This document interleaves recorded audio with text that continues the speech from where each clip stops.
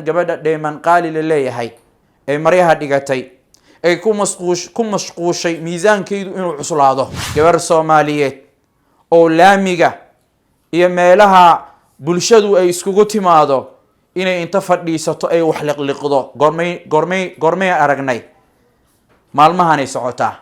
haddii sida lo'dii jidkii la marsiiyeen maamulka marsiinayana waan soo dhabaynaynaa. hadday tahay dheeman qaali iyo Faadumo Dheeman kulligood iyo Xayaat waa kuwa maanta nolosha ka dhacay ee bilaa mustaqbalka ee habeen iyo maalin TikTok dhaxyaacaya.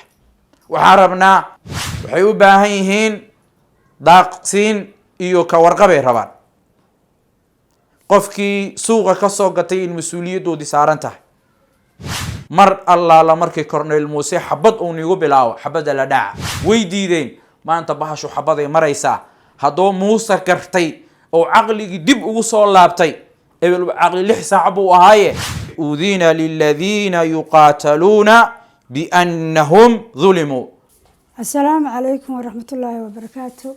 anigoo ah hooyo Soomaaliyeed oo xanuunsan oo degan degmada waa beri gaar ahaan buu leeyahay oo xanuunsan oo ku soo booday cudurka macaanka sokorteedu marna dhacayso marna kacaysa lugna ka naafo qaar ka dambana baralays ka ah camal oo aan kici karin istaagi karin 9 caruur oo agoonana haysata cid wax ku siisaa Ilaahay mooyee aysan jirin waxana aysan baranin cid wax igu siisaan aysan jirin wada agoon 9 ku yihiin aan sano ani sariir saaranahay xanuunsanahay 2 bil cusbitaal ku jiray lugta naafada ka ahayna la iga qalay cudurka macaankana qaba wax alla waxaan haystaan aysan jirin. waxaan ka codsanayaa Soomaalida ummadda muslimiinta iyo Soomaali waxaan ka codsanayaa in ay soo garab istaagaan oo ay kaalmeeyaan anoo ah hooyo Soomaaliyeed oo waxba haysan iska dhibaataysan iska duruufaysan guri baan deganaa gurigii 3-4 bilood baa la igu soo yeeshay alaabta banaanka la dhigay wiiljaran oo saaran baa banaanka la dhigay aniga caruurtii alaabtii joodarada banaanka la igu tuuray kabacdi mid kale haddana soo galay kiya haddana la igu leeyahay 4 bilood lacagtiisa ka bax baa leeyahay wax allaala waxaan haystaa ma jirto xabad kiniina ma gadan karo dab ma shidan karo caruur 9 oo ay kor joogtaa aniguna waan xanuunsanahay. waxaan ka codsanayaa ummadda Soomaaliyeed iyo Soomaaliba waxaan ka codsanayaa inay soo kaalmeeyaan oo ay wax taraan insha Allah hadii Ilaahay yiraahdo. waano ah hooyo Soomaaliyeed oo dhibaataysan kuna nool degmada waa beri.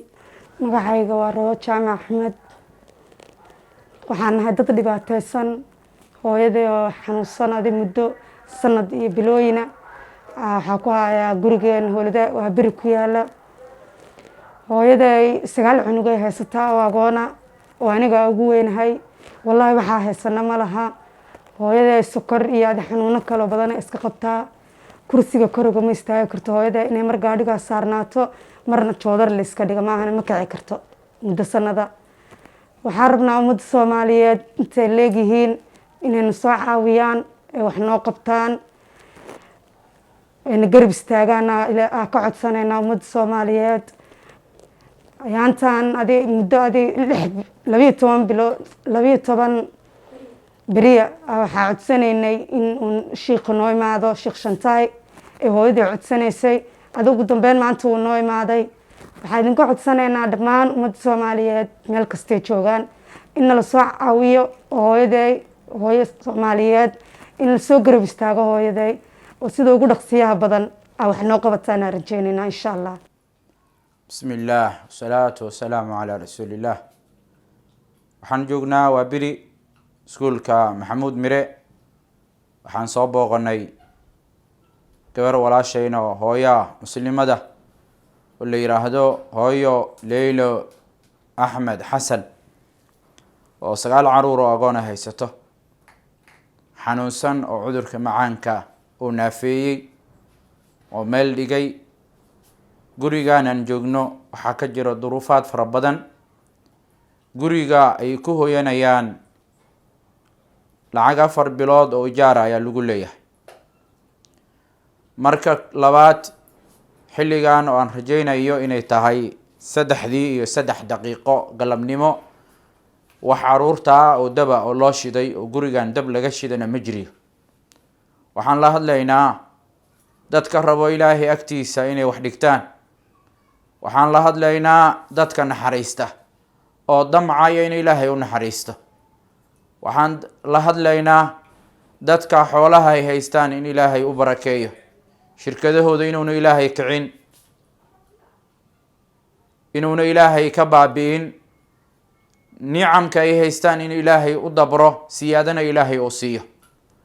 dadka raba adduunyada jannadayda inay galaan, maalinka qiyaamahana ilaahay jaxiimo uu ka durjiyo, jannaatu naciimna uu geeyo. baahidu way badan tahay, dad badan baa dayacan, dadna way dhargeyn. dad baa waxay ku socdaan 200,000 oo dollar gaadiid ku fadha. dad baa waxay gaadiid ahaan u wataan 150,000 oo dollar. dad baa waxay u wataan 100,000 oo dollar. dad baa waxay awoodaan alwaalidkii aan soo bandhignay qamiistii iyo hooyo Leylo Axmed Xasan iyo maalinka biriya haddii alla doono khayrka niyadan ku haynaa wuu badan yahay, oo aan u soconno faamil ka kooban 14 qofood, hooyo iyo 13 caruur ay dhashay oo dayacan. intaa iyo hooyo Leylo oo aan codsanayno ijaarkan in laga bixiyo, waxay sokorta daawooyinka sokorta lagula tacaalana la siiyo, deeq raashinana loogu deeqo ayaan codsanaynaa. insha allahu tacaala dadka naxariista ilaahay baa u naxariisto, in wax la bixiyana waa amar diiniya. ilaahay qur-aanka wuxuu ku leeyahay suuratu lxadiid, dadka mu'minaadka inta ilaahay wuxuu raaciye raacsan, adduunyadan maalmo yar in la joogaayo geedi laga yahay aaminsan ayuu alla la hadlay. ilaahay muxuu ku yidhi dadka? alla wuxuu kuwaa ku yidhi aaminuu billaahi wa rasuulihi, aaminuu rumeeya billaahi alla rumeeya, wa rasuulihi rumeeya, wa anfiquu bixiya oo akoonada iyo jeebka kasoo bixiya, oo waxaad ka farxad badnaataan midka aad caawinaysaan, mima jacalakum mustakhlafiina fiihi, wixii ilaahay wakiilni igaga dhigay oo ammaano ahaan iguu dhiibay. qofka waxhaysto iyo midka aan waxaysan, doorasho ilaahay ka doortay. midka aan waxaysan ma aha midka wax loo dhiibay, laba dooran ee waa imtixaan weeyaan. halka uu marinayo iyo meesha uu ka bixinayo iyo sida uu maaragtay ugu shukrinayaa la eegaya. cid kastoo rabto maharadda iyo dukaanka iyo goobta ganacsiga in ilaahay u barakeeyo, waxaan codsanaynaa hooyo Leylo Axmed Xasan in lasoo caawiyo. runtii 12 maalmood ay maanta 13 maalmood ku tahay ayay isugaysay. culaysyo badan baa iska jiro, duruufaad fara badan baa jiray. aniguna waxaan ku mashquulsanaay dad iida lamida inaan caawiyo, ammaano laysoo dhiibay baan raba inaan guto. insha allahu tacaala intaa waxaan codsanaynaa dadka raba in ilaahay ducada dadkan masaakiinta ilaahay u aqbalo, oo ilaahay u gargaaro, oo rabo inuu ilaahay dharjiyo. maxaa yeelay gargaarka iyo in ilaahay ku dharjiyo labadaba waxaa lagu helaa dadka masaakiinta hoos loo eego. yaa yidhi?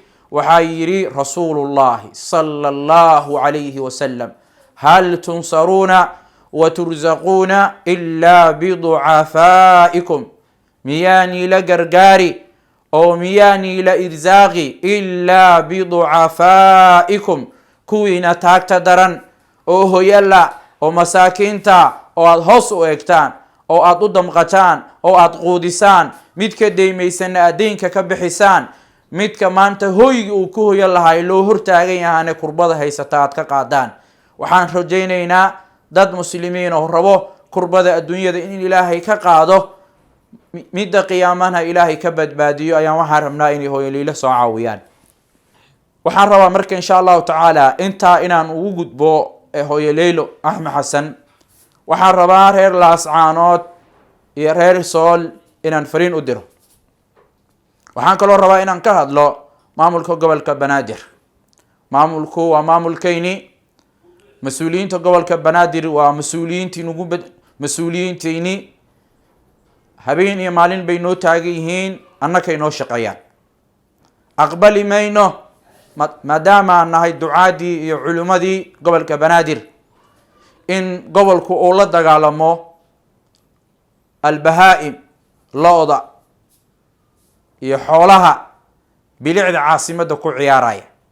marna lo-da xoolahayna u fiicnayn, marna bilicda caasimadayna u fiicnayn. labadaba waan ku taageeraynaa. in xoolaha laga warqabo, daryeelkooda lala socdo. waxay u baahan yihiin daaqsiin iyo ka warqabay rabaan. qofkii suuqa ka soo gatay in mas-uuliyadoodii saaran tahay. gabdhaha ciyaalo suuqiinta ay kow ka tahay gabadha la yidhaha Dheeman Qaali ee iskooskii Banaadir la fadhiisatay maaragtay inay ku cuntayso. goormee la arkay gabar Soomaaliyeed oo laamiga iyo meelaha bulshadu ay iskugu timaado inay inta fadhiisato ay wax liqliqdo? goormay aragnay? maalmahanay socotaa. gabdhahiinu cuntadana way la dhuuma jireen, codkoodana lama maqli jirin. gabdhahiinu waxay lahaayeen xishood, ayay waxay dhaqan u lahaayeen, xishoodkay dhaqan u lahaayeen. inay ragga ka dhex dhuuntaan, ay bulshada ka dhex dhuuntaan ay dhaqan u lahaayeen. hadday tahay Dheeman Qaali iyo Faadumo Dheeman, kulligood iyo Xayaat, waa kuwa maanta nolosha ka dhacay ee bilaa mustaqbalka ee habeen iyo maalin tiktoka dhex yaacaya. waxaan rabnaa maxaa kaga aadan gabadha Dheeman Qaali la leeyahay ee maryaha dhigatay, ay ku mashquushay miisaankeedu inuu cuslaado, ay miisaankeeda keliya ka fikiraysa, ay aan ka fikiraynin xishoodkii Ilaahay amray, rasuulkiisa amray inay xijaabato, cawradeeda ay qariso. wixii kaga aadanay baan rabnaa.